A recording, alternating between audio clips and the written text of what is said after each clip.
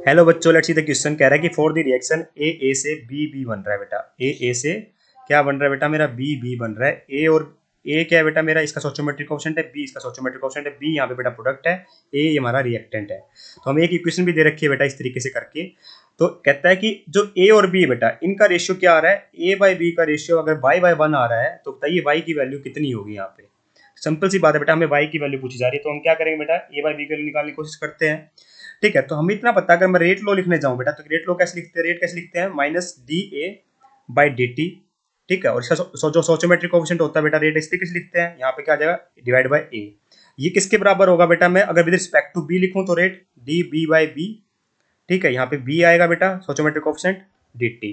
ठीक है, तो इससे मेरे फायदा क्या होगा बेटा? अगर मैं बेटा मेरे को इतना पता है कि ये चीज मेरे को गिवन है ना।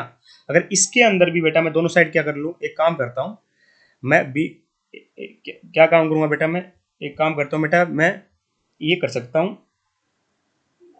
कि इतना हेल्प कर सकता हूँ बेटा कि जो minus D a by d T है बेटा, उसकी वैल्यू यहाँ पे पुट कर देता हूँ। जैसे वैसे मैंने ऐसे कर दिया, minus D a by d t.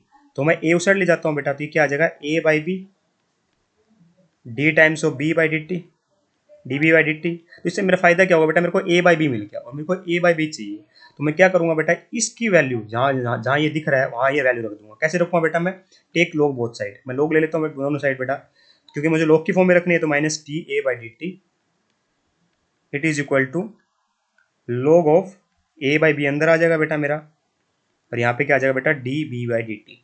कोई दिक्कत बेटा? अब तो कोई दिक्कत नहीं होनी चाहिए। मतलब इसकी जगह बेटा मैं ये वैल्यू है जो, ये चीज़ रख सकता हूँ नहीं रख सकता हूँ? रख देता हूँ बेटा।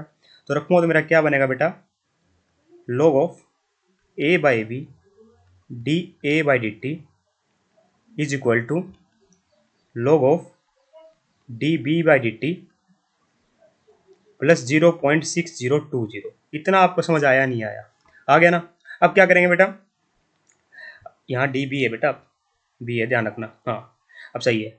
मैंने कुछ किया बेटा, इसकी वैल्यू उठा के यहाँ रख दी। अब मैं क्या करूँगा बेटा? मैं दोनों साइड ले जाता हूँ बेटा। तो मुझे इतना पता है बेटा कि जो log x minus log y होता है बेटा, वो क्या होता है? log x by y, log x by y. तो यहाँ पे ये x वैल्यू है, ठीक है, और ये मेरी y वैल्यू है। तो उस साइड ले जाऊँगा बेटा, दोनों को हम क्या कर सकते हैं? डिवाइड कर सकते हैं। ठीक है, तो क्या आ जाएगा बेटा? log ऊपर आ जाएगा मेरा a by b d b by d t divide by d b by d t. ये कैसे किया मैंने, समझ आया आपको बेटा?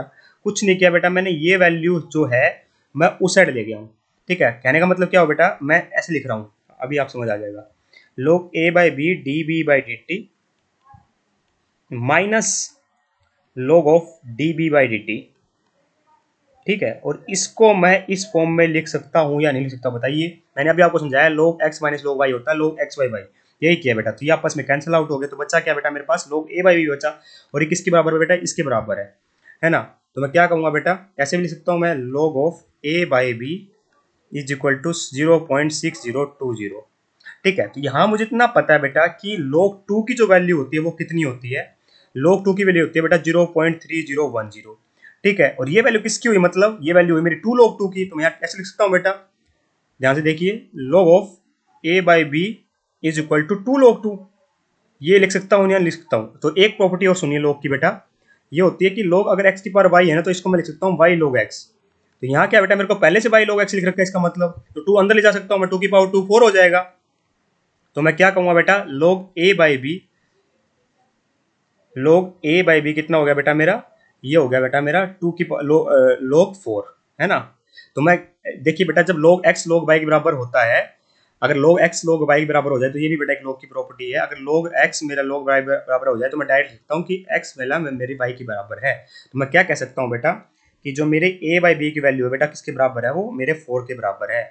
a बाई बी मेरा किसके बराबर है? मेरा 4 के बराबर है, या फिर 4/1 के बराबर है।